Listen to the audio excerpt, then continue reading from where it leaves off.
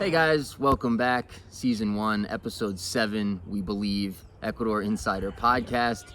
We've got a controversial topic and show for you today. Did we ever? This is the conspiracy theory episode.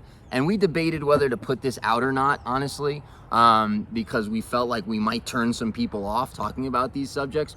But ultimately, we decided to do it. And the reason we decided to do it is because for some percentage, whatever that percentage is, but for some percentage of people who are looking at Ecuador, looking at overseas living, they have reasons they're leaving where they live also. And some of those things bleed into so-called conspiracy theories. And so we want to cover these topics. This is not necessarily all our personal beliefs, but there is some amount of foreigners in Ecuador who care about these things. There's certainly people who are looking at Ecuador who may care about these things. If you're watching this and this is all tinfoil hat stuff to you, turn it off. It's probably not your episode. If you're someone who really cares about, vaccines and fluoride and chemtrails and these sorts of topics, you're gonna love this show. We're gonna give you as broad and honest and complete a picture as we can. And there's a couple of things I want to mention just before we get going as well. Ultimately, if you're someone who believes in these things, there really isn't a place in the world that you're going to be able to go to get away from all this stuff. That's just, I think, a fact. Ecuador, I think, is decent on a lot of it, and I think is an improvement on a lot of it. Right. But there isn't anywhere, there isn't a magic button for this stuff. It's all global. Again, if you believe in this stuff, it's all global. And then the other thing I want to mention too is that there's something I love about Ecuador as it relates sort of to this subject, which is that people here have power. So when the government does crazy stuff in the States, there's nothing anyone can do about it. When the government does crazy stuff here, people rise up and are like, no, and they actually stop it. That's nice. Guys, before we jump in, do you guys have any preface stuff you want to add? I would say having lived here 10 years, the majority of people in Vilcabamba are people that are questioning the mainstream media, they're questioning the state of the world, and that believe in these things. So just, a little heads up, if you're planning on coming here, you might see a lot of those kinds of beliefs here in Vilcabamba. Sure. And then, Vilcabamba in general, right, is the conspiracy theory capital of the world. Some people think that. They really have this perception of Vilcabamba. It's like, aren't there just a bunch of nut jobs there in Vilcabamba who believe a bunch of crazy stuff, And we're like, no, not everybody. No. We've, ran into people who want to talk about these kinds of things and you don't even know them and they're just going right into it. Like, wow, okay, this is happening. And then there are other people you bring things up to and they have no clue what you're talking about. So there is definitely a mix of people in our area who believe in some of this stuff and others who could care less and just want a peaceful, quiet place to raise their family and get out of the rat race of other countries. Yeah, and while some of these topics are fairly common, I would agree, in Vilcabamba, they're not necessarily points of controversy. There's not, if people don't want to talk about it, they're not. It's not like everyone's always talking about these things. Not at all. It's in general, it's a very normal place to live. But yes, a lot of people do have alternative beliefs, alternative theories about the world and things like that. So, all right, enough preface. Go ahead, turn it off now if you, no, I'm just kidding. Enough preface. So again, thanks for tuning in, guys. Thanks for being with us. Topic number 1, chemtrails, geo-engineering. So this is an interesting topic. A lot of people around the world believe that airplanes are geoengineering our skies. Whatever people think the reasons are, and there's a million, different theories about it, but basically that airplanes are spraying particulate matter for whatever their purposes are, and it seems to be global for people who believe that. And so in Ecuador, compared to the US, there is much less of that.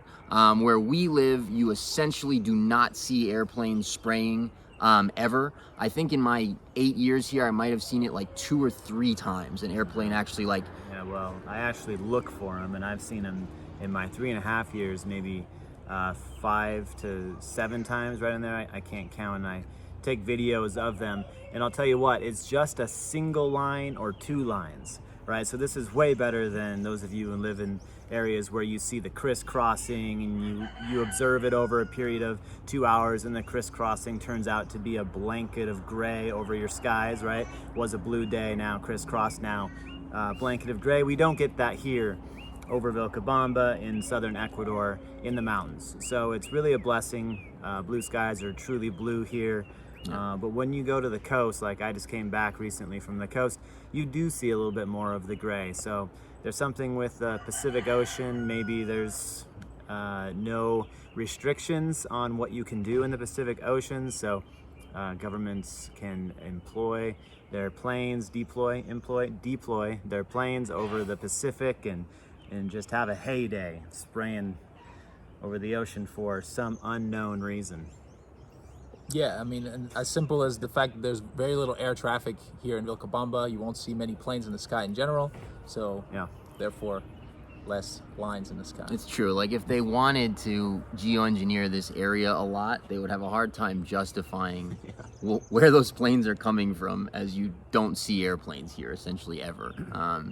So yeah, and I agree. The coast there seems to be some of it more so on the coast, but I would say from where I lived in the Northeast U.S., it's like a 98% improvement. Versus the Northwest, I would say 93% improvement. So yeah, we're in the ballpark. And I do observe the weather patterns here, and I will say, in and around a major shift in a weather pattern from rain every day to no rain, there's usually some type of gray, super gray, like that moves in over the area, and then a big weather pattern shift. So I'm not sure where that comes from, but that does happen from time to time here.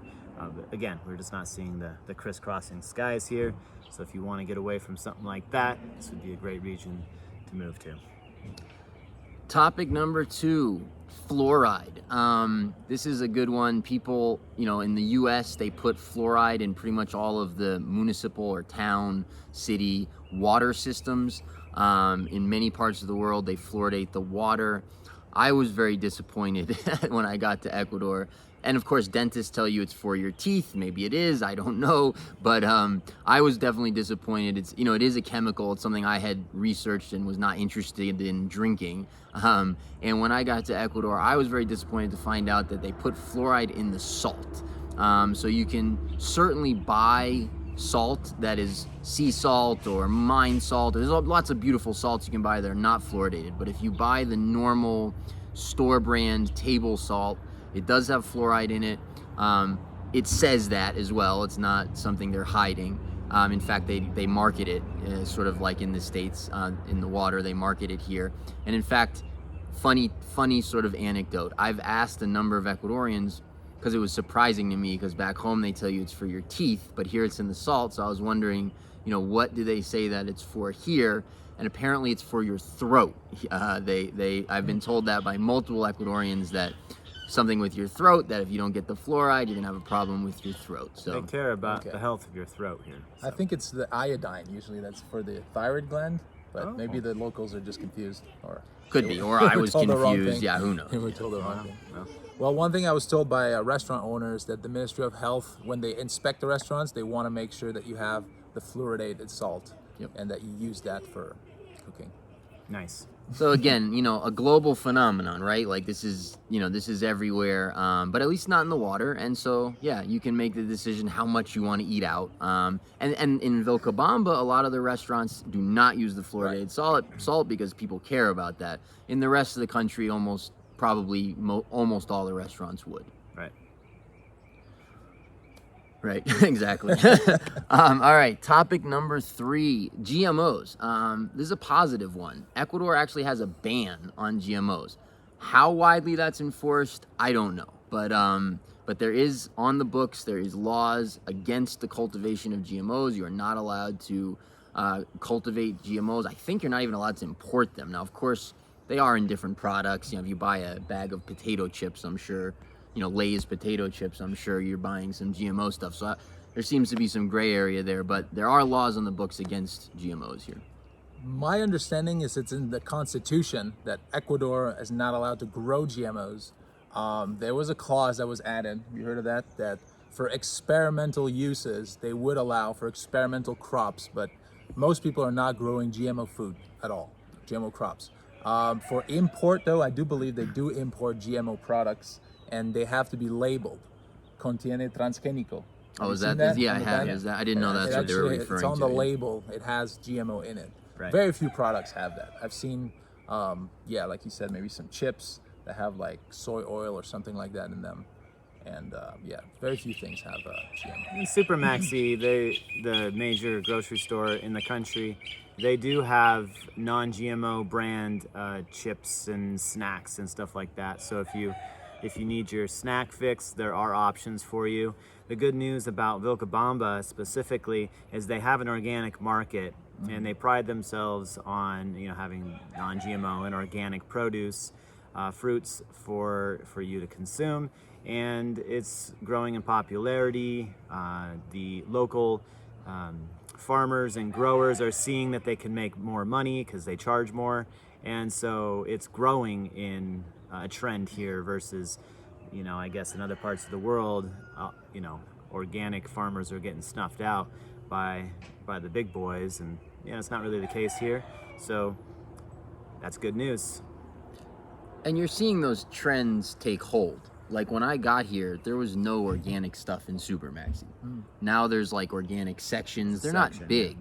It's still early kind of in that process, but people have become a lot more health conscious. Ecuadorians, of course, I'm talking about. Yeah. In the 8 years that I've been here, so that trend is clearly happening. And Ryan mentioned they charge a little bit more, and I guess that might be true at least in some places, but I will say, like, back home, it's like you can go to a regular supermarket, let's say a low-end supermarket in a sort of poor neighborhood, and get food that is just so cheap, it's 79 cents for whatever. And then you go to like an organic store and you pay out the nose for your organic stuff. That's not the case here at all. Like here, your organic food in many cases is not at a premium. Like it is in Super Maxi for sure. But like your 25-cent head of acelga, what is that in English?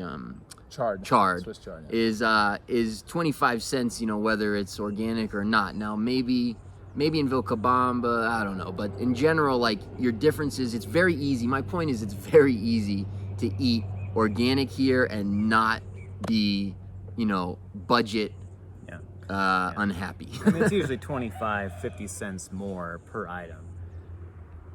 Except, avocados can be a little bit more expensive, maybe 50 cents, 75 cents more. I mean, the thing down here, like you're mentioning avocados, there are many crops that don't actually require any pesticides. That's true. Especially in Vilcabamba, it's a valley, it's not a lot flat, so there's no like massive, industrial agriculture of anything really.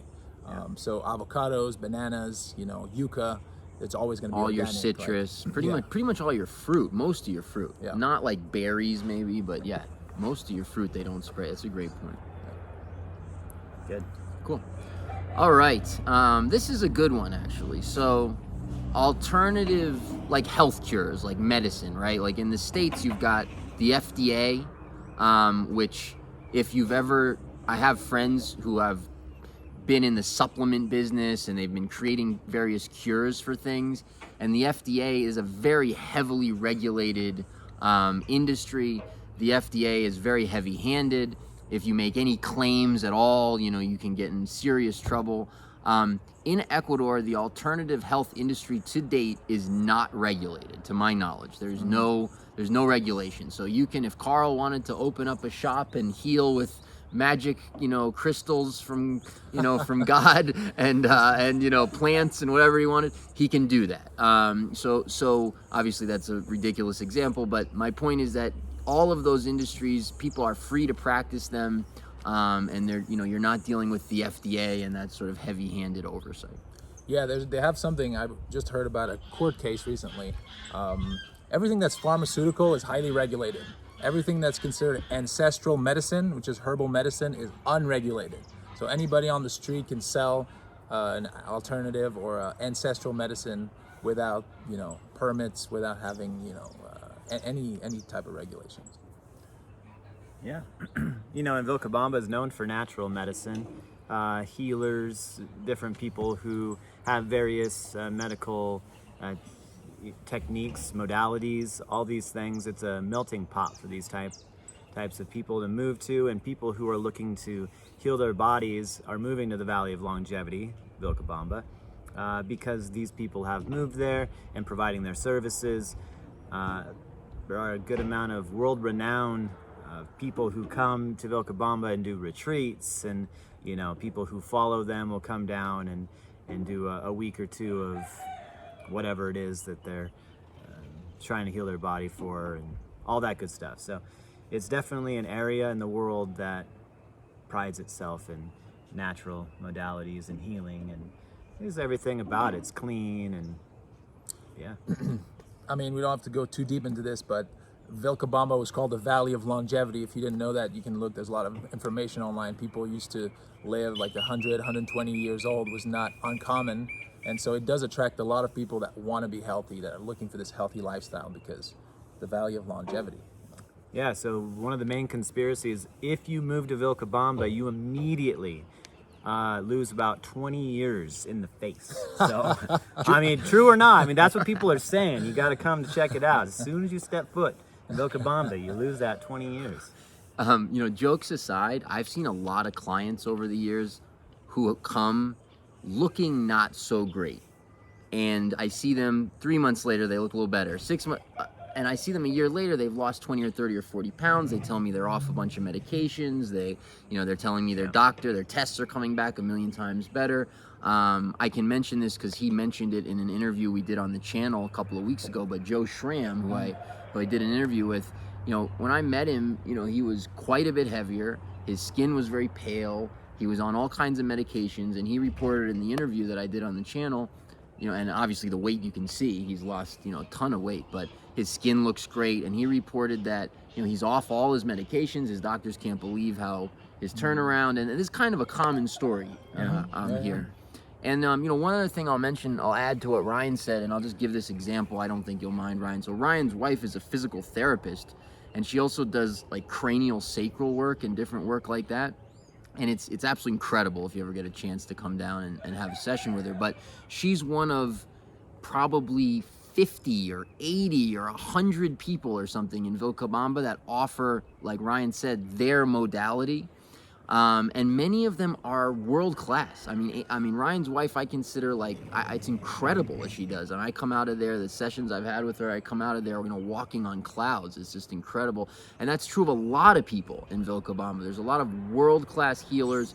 And then again, because the industry is not regulated, the government's not involved, there's no insurance companies, there's no any of that stuff, prices are very low. So if your typical session with a healer of whatever modality in Vilcabamba, it's basically going to be between like $20 and $50, depending on who they are and what they charge. There's different healers that have packages. Maybe it's 7 sessions, and maybe the price is. It's very inexpensive and very available, and there's some really incredible options there. Okay, next, this is a fun one. And this is one I have nothing to say about this, but aliens and UFOs. It's really UFOs. Oh no, actually, Carl has a personal experience. I don't know if you want to share that or not. I think if not, we have to put the video in there. No. I might sneak it in there. Maybe we'll link it in the description that's what I mean, below. in the description. I'll share it briefly. I might sneak it in there, but let's talk about aliens, UFOs for a second, because this doesn't really relate to Ecuador actually in any real way, but Vilcabamba itself has an extraordinarily high number of reported sightings. I don't have any experience with this personally. I think Carl does. Actually, I think Ryan does too.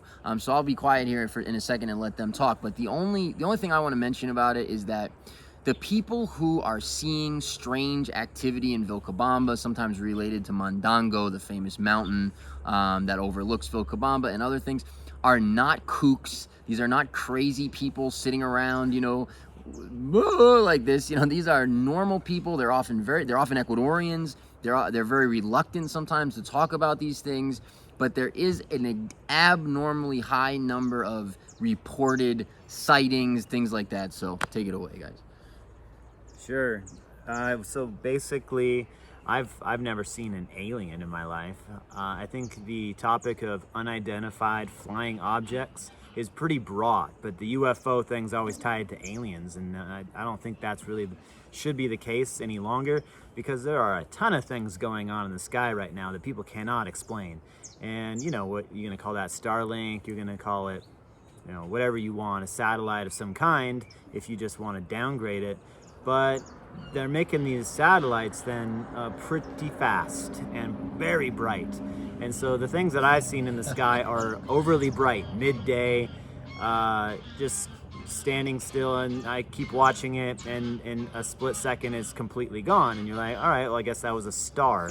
But stars don't typically go that bright and then just dim out. So that was strange. I've seen things in the nighttime too that are super bright.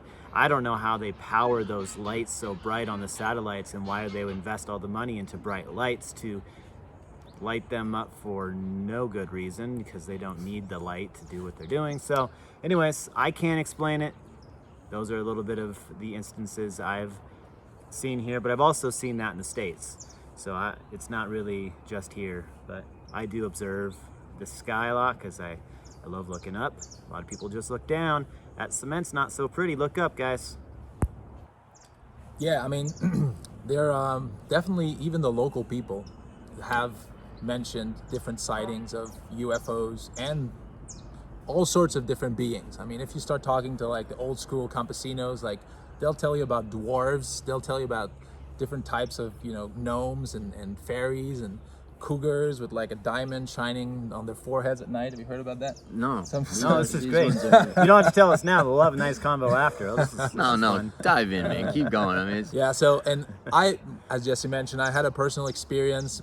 As I want to preface, I don't know what it was, who it was, whether it was an alien or anything, but me and my girlfriend at the time, 10 years ago, we were coming back at night, and we saw these beings. You know, they were like bluish in color, kind of, you know, fluorescent or plasmic maybe, and yeah, we saw them, like we saw a group of beings, and it was an interesting experience at the time. It definitely was, you know. Did you have your tinfoil hat on in that moment? Did not have a hat didn't on. have it. that was the problem. Wow. Okay.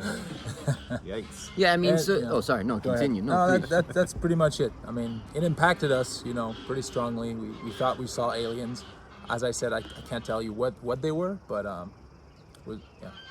So yeah, I mean, I've had a lot of friends, Ecuadorians and foreigners, tell me they've seen some very unusual activity above Mandango, lights, ships, things going in and out of the mountain. Again, I've never seen any of this stuff personally, but enough people have told me this who I know are just the most sincere, honest, normal people you'll ever meet to not discount it. You know, I believe what they're telling me. And then there was one... While you think of that real quick, Sure. I've seen some stuff on Mandango too. That's one thing I didn't say. And it was like right when I first moved here, and you guys have seen maybe my vlog. If not, check it out. Check the series out. There's a shot from my front yard where you can see Mandango, and the trail actually zigzags up the side of the mountain there. And so I always saw these lights, and they would flicker for a bit and then they'd go away, and flicker for a bit and go away. And I was like, what in the world is happening? And I'd get, you know, my wife involved, and we'd be looking, and it dawned on us, the trail zigzags. So these guys were going up with headlamps, and so they'd come the trail towards us, and we'd see their headlamp, and it'd be flickering through like a bush or something, and we could see it, not see it, and then we wouldn't see it for a while because they were going the opposite direction, and they would turn towards us. We finally figured that out. So we didn't see anything, but we thought we were seeing some weird stuff. Yeah, there's one, the only personal experience I have with this stuff, and it's not even super personal, but I had a friend who's actually moved to Brazil since, and he's, you know, a very spiritual guy, and, you know, he was that kind of guy for sure, but, you know, he lived up in Yasango, which is a neighborhood in Vilcabamba that's up high, and then he looked directly at these beautiful views, and he looked directly at this mountain in front of him, and he's telling me this story one day. There's actually a guy, by the way, who finished second on the Amazing Race in that like show that they have in the States. But anyhow, so he's telling me one day that he's sitting on his porch, or he's up at his house or whatever, and he sees this Indian or like native or whatever, this indigenous face comes out of the mountain, and I'm like, yeah, you know, whatever, dude, you know, and then he's like, I have a photo of it. Like, next time I see you, you know, I'll bring it and I'll show you. I'm like, cool, you know, like, I didn't think anything of it. Next time I see him, he shows me the photograph. I mean, it was unbelievable. Like literally, it looked like, and I've looked at the mountain a million times, like we all have. It's a prominent mountain on the Loja side of Vilcabamba. And this indigenous-looking face had, like, taken form in this mountain, and he had a photograph of it, and there it was, and I looked at him differently after that. Oh, you were serious. So, anyhow. Anything else on that? Good. No, well, the local people have a bunch of stories, honestly. If you start talking to them, these beings that we saw, other local people have said they saw the same thing in that general area as well. So, you know, we thought we're not crazy. And So, taxi other drivers people- have a lot of stories. Yeah. I don't know. It's interesting, anyhow. It's definitely interesting. Okay, let's talk about gun ownership, right? So there's a conspiracy out there, it's a conspiracy theory idea that gun confiscation is in the agenda globally, in the US, wherever. And if you prescribe to that, Ecuador probably confirms. You know, it's a country that used to have very free and open gun ownership. I think pretty much everyone had guns. It was pretty common.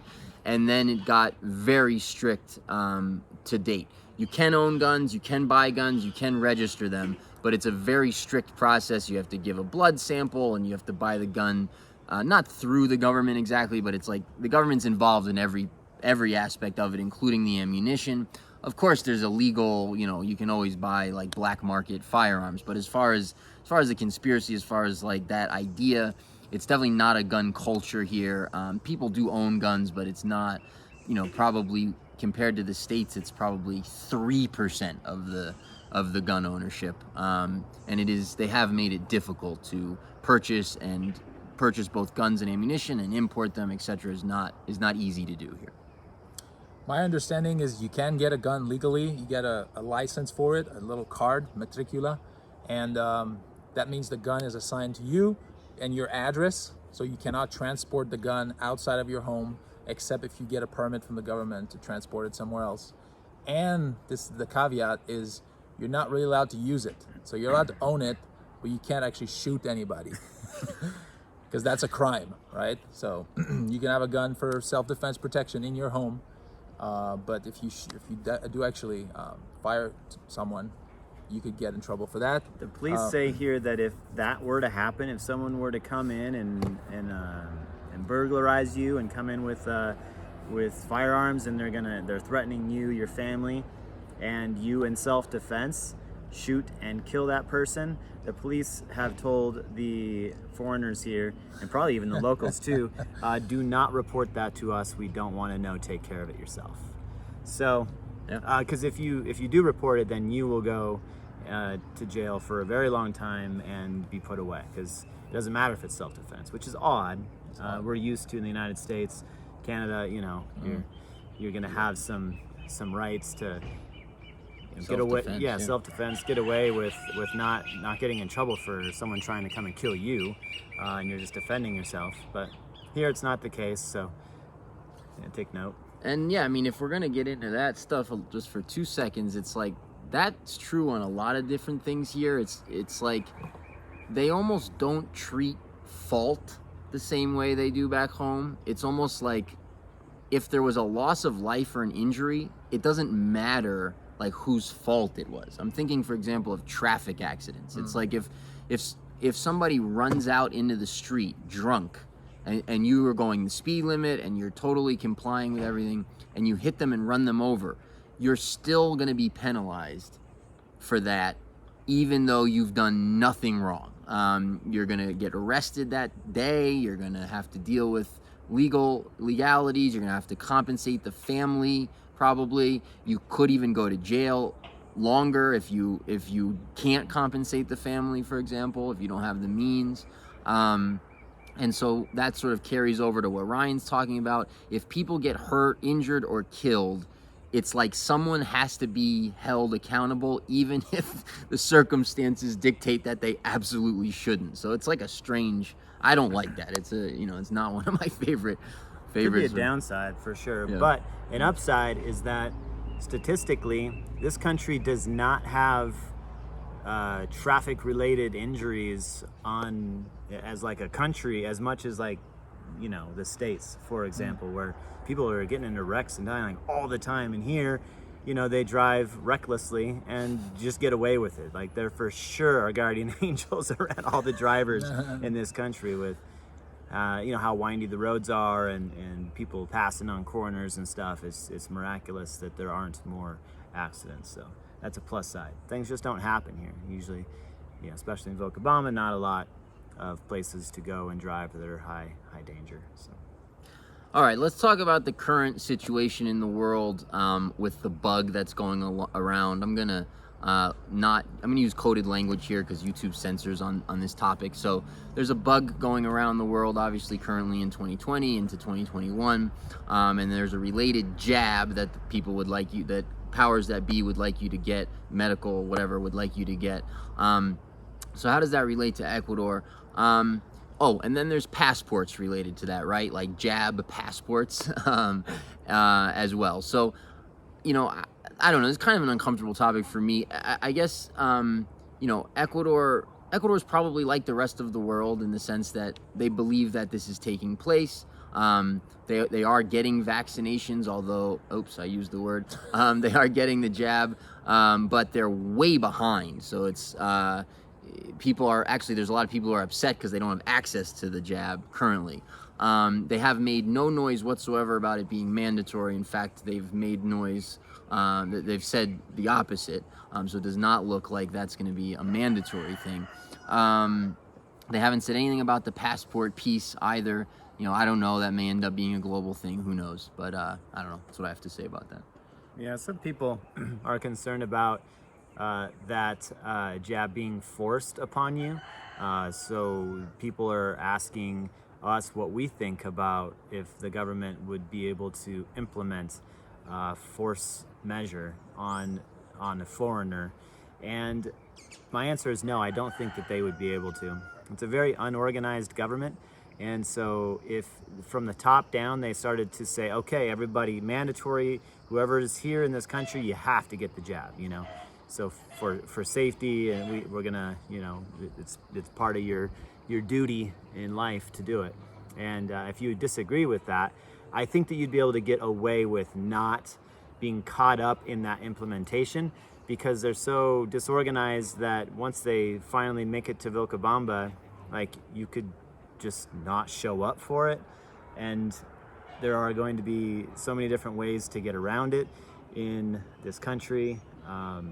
From just, I mean, it'll go like, what do you say? Like, we'll just barter, you know, if they don't let you into a grocery store because you can't prove that you've had the jab or the bank or whatever it is, I'm sure that there'll be some way around that, which I won't get into, but it seems like there's a lot of creativity here for getting around these types of things. And so there's a group of mostly foreigners, but also local people, including doctors, local doctors that have a little bit of a movement trying to get trying to figure out how to not get vaccinated if that's the goal. And one of the thing is, I think they have this paper that explains like in details what you have to say to like a healthcare worker that is trying to vaccinate you. And I think it's against the Constitution in Ecuador. And also because of some of the ingredients in the vaccine, someone could say that they're allergic to this or they have a intolerance to some of the ingredients, and there would be no way that they could force vaccinate people. That's my understanding. And again, they've made no announcements or nothing has come out at all that's even a goal. So we're just talking hypothetically in the future. And I think, Ryan, you made a great point. In Ecuador, there's always a way to get around everything, which is something I appreciate about the country and would certainly be true in this case if some scenario like that would unfold.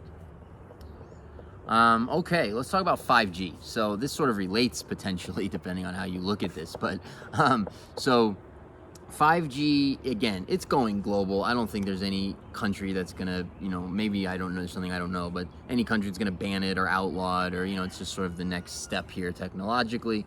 In Ecuador, it's certainly very slow. They've rolled it out in a few places in Guayaquil. I'm not aware of any other places that it's been rolled out. Again, if you're conspiracy minded, Guayaquil was definitely the hardest hit with the bug that's gone around here. So yeah, we'll see what happens in the future.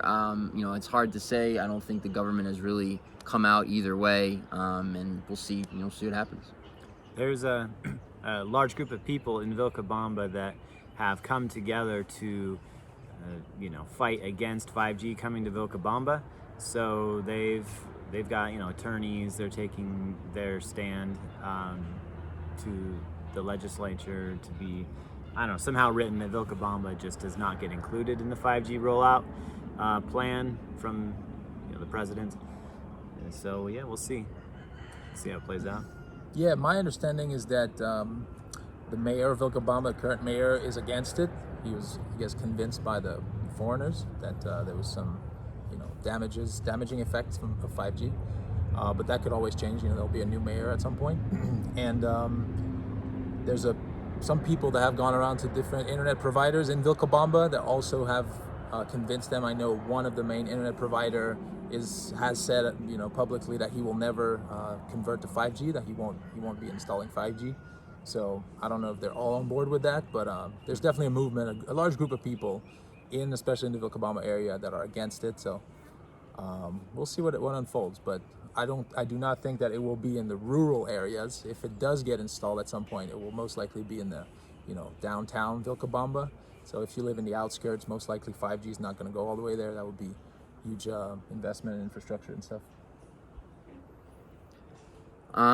Okay, let's talk about Agenda 21, or I think they're calling it Agenda 2030 or something now. It's got to be pushed back a little bit. It got pushed back, Got right? pushed back. So basically, I can't get into all of it now, and I don't even know all of it, but basically it's this idea that the government wants people living in close quarters in cities and monitored. So your energy intake, for example, and everything is sort of controlled and monitored, and people are in cities and not in rural areas. And I don't know, what would you guys add to that as far as like what it is before we get into Ecuador on it? Anything? I always just thought of it, as moving people into the cities. Yeah. So I hate to say this, but I do think there is a push here for that. So rural areas in Ecuador traditionally were completely unregulated. You didn't need any permission to build. I mean, that's true actually even in the cities, but it all got rolled out first in the cities. You didn't need any permission to build. Subdividing was very easy, et cetera, et cetera. And now, sort of little by little, places have started to regulate those things. They've started to put environmental laws that restrict what you can do on your property, how many houses you can build, how many lots you can subdivide into. The forests now, this is not necessarily a bad thing, but the forests now are completely protected. So basically anywhere that's old growth, like native forest, you can't touch at all in Ecuador. Again, good or bad, I'm not, there's a lot of merit to that, of course. But I do see sort of a push to make life a little bit less flexible in some of the rural areas, and some of them have resisted that for sure. So there's still a lot of areas in Ecuador that are totally sort of the Wild West that way. But others I've noticed, even in just the short time I've been here, the 8 years I've been here, have become more restrictive.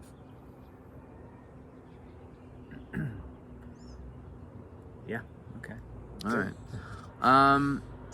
So I don't know. I'm getting down here, guys, to this. Is there anything you guys want to pull out of this? I feel like we kind of covered most of the main ones. Anything here, there that jumps out to you? These 5 or whatever? Not really. Okay. I think we've covered the main conspiracies of the world. I'll just add one just for fun. If you've made it this far, you're probably enjoying a little bit of this content. But I think, Jesse, you had mentioned something, or Carl, about the globe in the beginning. Something about the globe. I almost made the comment then. I mean, like, globe. What are you talking about? This Earth is flat. We're not going to get into it. A lot of people have their opinion on that, which you can get into some fun conversations in Vilcabamba about whether the Earth is flat or round. We last year had a debate that happened between two people who are well known for their positions, and they had a toe-to-toe debate, and it was a little controversial, actually, if I remember correctly. Very funny. I didn't know because it's heated. You have that opinion and it's strong. Apparently, you get fired up on your side and theory of thinking. So I thought I would add that just for fun. Yeah, I mean, there is, that's hilarious that you went there, by the way. Ryan was the one that wanted us to, like, tone this down, and he went flat earth. Like, I don't know how that happened. Oh, hey, guys, do me a favor. Please comment, if you will. Tell us what you believe in. Tell us if we're crazy, nutter, tinfoil hatters. Give us some comments, please. Did we forget one? 2, 3? Did we forget the main ones? Yeah, tell us what we forgot. What did we forget? For sure. Give us a like. Give us a thumbs up. One other thing... there is something probably worth talking about just briefly. So there's sort of an idea out there that China could take over the world. I don't think this is a conspiracy theory. I think China would love to take over the world. I don't think they would even deny it, right? So this sort of idea that China could become the leading sort of economic and military power in the world, and then how that would relate to places like Africa and South America and Central America and other places like that. China does have a lot of influence here. There's an interesting sort of there's an interesting sort of piece there. So what China's strategy is they actually give loans. Usually they're fairly high interest. They give loans and they back them with natural resources. And their philosophy, and they've stated this is not a conspiracy. Their philosophy, I've actually read articles with public statements by high-ranking Chinese officials saying, we know that, in fact, in this article is about Ecuador. This was from the New York Times. This is about a 7-8-year-old article, but I remember this New York Times article where they're quoting a Ecuador trade minister, a Chinese trade minister, whoever it was, and he's saying, well, we know Ecuador may not be able to pay back these loans, but that's why we backed it with oil. And he was saying it very clearly, we're not really expecting to get all this money back, but we've got the natural resources just in case. Now, interestingly enough, just before Trump left office, and I don't want to get into that debate, but just before Trump left office, the U.S. gave some loans to Ecuador with the specific parameters of the loan being that they use these very low interest U.S. loans to pay back high interest Chinese loans. So there is a little bit of a sort of maybe battle going on there. I don't know how that'll play out now with the current administration in the U.S. I have no idea. But China certainly is trying to exert their influence here. You don't see it much. There's not. It's not something you feel or see at all. But it exists, I guess. There are definitely more and more Chinese cars. You see them everywhere. There true. didn't used to be. I don't think very many, but you see all these logos that you've never seen before. You can assume they're Chinese. Yep. And most people will drive Chinese motorcycles here. On a side note, I think China and Ecuador has really good trade deals, so the import taxes for Chinese goods are way lower than importing other things from other places. So things that come from China are a lot low in price, which is what most Ecuadorians can afford. But they make pretty good motorcycles, actually. So again, guys, comment, share, subscribe. Again, if this stuff is not your ball of wax, it's okay. Leave it alone. Again, we might, whatever our personal views are, they're not, this is not all stuff we prescribe to necessarily. And again, do some people here believe in some of this stuff? Yes. Does everybody? Absolutely not. There's lots of straight edge, completely normal Americans or Europeans or whoever who think that people who believe this are totally crazy. So don't worry if you're coming here everybody's gonna be tinfoil hatters. It's not the case. There also is a strong group of people as well who again hold these sort of alternative views, and we just think we do get clients who are looking at these sorts of things as reasons for why they would like to leave where they are or consider Ecuador, etc. So we wanted to give you, our thoughts on the subject. Don't hold it against us. Don't beat us up, but give us a comment and a like. There it is. That's it. All right. Go ahead. Episode? I don't know. I don't even know what it is. I don't either. I think we're in season 1, episode episode 7. Thanks for joining us as always. We appreciate it, guys. Have a lovely day. We'll see you next time. See ya. All right, where's our tinfoil hat?